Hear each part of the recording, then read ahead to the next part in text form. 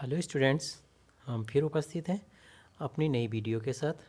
ये video 10th class students और subject science के लिए है। आपको पता है पहला चैप्टर चल रहा है प्रकाश का परावर्तन तथा आवर्तन। चैप्टर चूँकि बड़ा है अभी और चलेगा। तो जो टॉपिक चल रहे थे, कौन से टॉपिक चल रहे थे? किसी भी माध्यम के अपवर्तनांक और क्रांतिक कोण के बीच संबंध, क्रांतिक कोण की परिभाषा और इसी के साथ साथ पूर्णांतरिक परावर्तन। तो इन घटनाओं पर आधारित जो आंकिक हैं, आज हम आपके लिए इन घटनाओं पर आधारित उन आंकिकों से आपको रूबरू कराते हैं। तो उन आंकिकों में सबसे पहला आंकिक आता है, क्वेश्चन का क्रम संख्या तो 25 हो जाएगा इस चैप्टर के हिसाब से। क्वेश्चन कहता है वायु के सापेक्ष जल तथा कांच के अपवर्तनांक क्रम से 4/3 और 3/2 हैं। तो ज्ञात कीजिए कांच के सापेक्ष जल का अपवर्तनांक क्या होगा और जल के सापेक्ष कांच का अपवर्तनांक क्या होगा।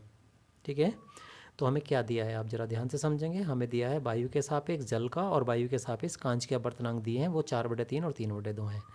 तो हम इसको ऐसे भी लिख सकते हैं ANW। ए का मतलब होता है एयर और W मतलब होता है वाटर यानी पानी, और ए का मतलब होता है एयर और N होता है अपवर्तनांक। तो इसका अर्थ हो जाएगा वायु के सापेक्ष जल का अपवर्तनांक ये 4/3 है, और ये वायु के सापेक्ष G4 होता है गिलास। गिलास मीन्स कांच। तो वायु के सापेक्ष कांच का अपवर्तनांक बराबर हमें 3/2 दिया हुआ है। ये बात आपको समझ में आ गई होगी।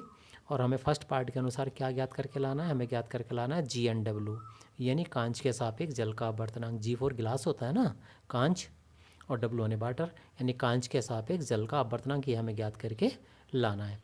तो फार्मूला होता है इसका GNW बराबर ANW/ANG, यानी कांच के सापेक्ष जल का अपवर्तनांक बराबर होगा वायु के सापेक्ष जल का अपवर्तनांक बटे वायु के सापेक्ष कांच के अपवर्तनांक के बराबर। ये फार्मूला हमारा होता है। इसको याद रखने का तरीका ये भी है कि जो N से पहले है ना, G क्लास, N से पहला वाला जो है वो यहाँ इधर जा कर के बटे में आता है, यानी वायु के सापेक्ष कांच का अपवर्तनांक। और जो पीछे लगा होता है ना W वाटर, तो वो वायु के सापेक्ष जल का अपवर्तनांक ऊपर रहता है। बस इस तरीके से इसको याद रखा जा सकता है।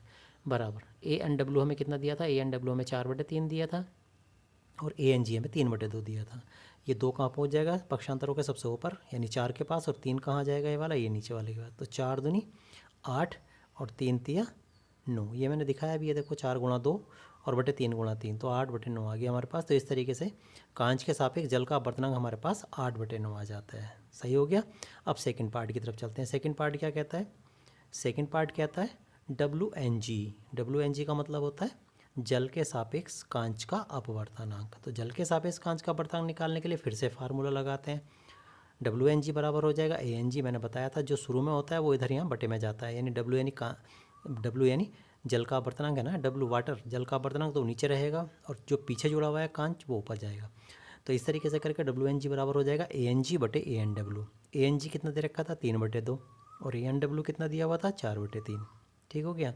आपके 3 सबसे ऊपर पहुंच जाएगा, तो 3 तिया 9 और 2 आ जाएगा 4 के पास, तो 3 तिया 9/4 दूनी 8, यानी इस तरीके से करके WNG बराबर हमारे पास कितना आ जाएगा? 9/8 आ जाएगा। समझ पा रहे हो बात को?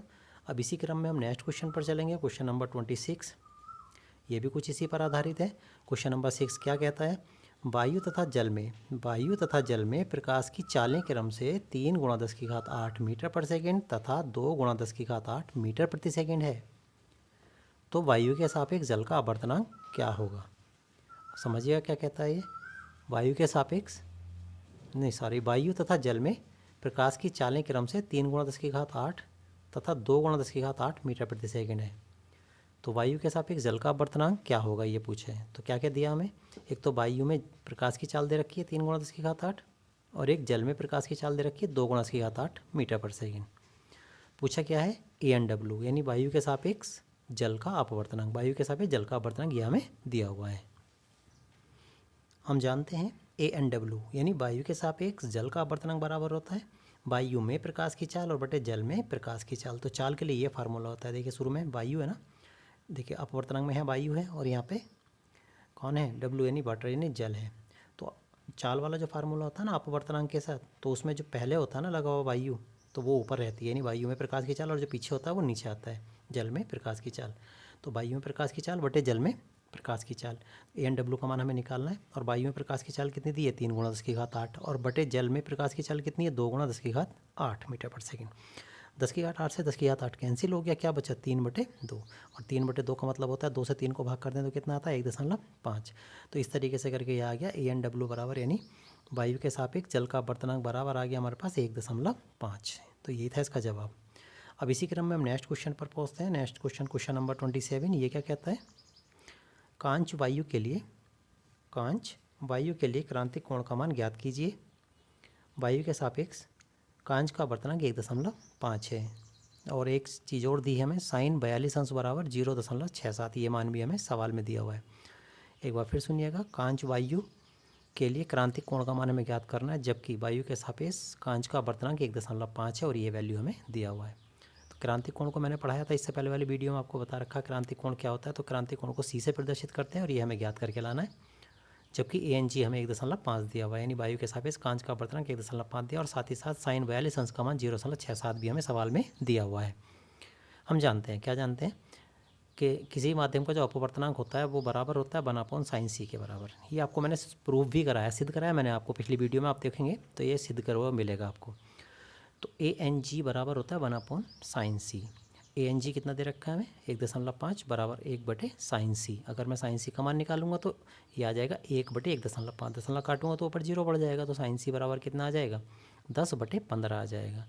sin C बराबर ये 10/15 हो जाता है, या sin C बराबर 15 से 10 को भाग करेंगे तो 15 छक्का 90, और इस तरीके से 0.67 आ जाएगा। sin C बराबर 0.67, अगर हम 15 से 10 को भाग करते हैं तो ये वैल्यू हमारे पास आ जाती है। और लेकिन 0.67 किसका मान है, 0.67 साइन में कितने का मान है, साइन 42 का। देखो ये लिखा साइन 42 बराबर ये, तो मैं इसकी जगह पे साइन 42 लिख सकता हूँ या नहीं लिख सकता हूँ, तो ये आ जाएगा sin C बराबर साइन 42, साइन C बराबर साइन 42, साइन से साइन हट जाएगा तो C बराबर कितना आ जाएगा 42 अंश आ जाएगा। समझ पा रहे बात को। और C क्या था, क्रांतिक कोण था, तो इस तरीके से क्रांतिक कोण की वैल्यू कितनी आ जाती है 42 अंश आ जाती है। समझ गए बात को। तो ये था आज की वीडियो में कक्षा 10 के विद्यार्थियों के लिए, और मैं आप लोगों से एक विनती करूँगा कि आप जो है जैसे जैसे मैं आपको पढ़ाता जा रहा हूँ आप इसको अपनी नोटबुक पर नोट्स करते रहें और उसको लगातार धीरे धीरे करके याद भी करते रहें। तो आज की वीडियो में तो केवल इतना ही था, बाकी नेक्स्ट वीडियो में नए क्वेश्चनों के साथ फिर मिलते हैं।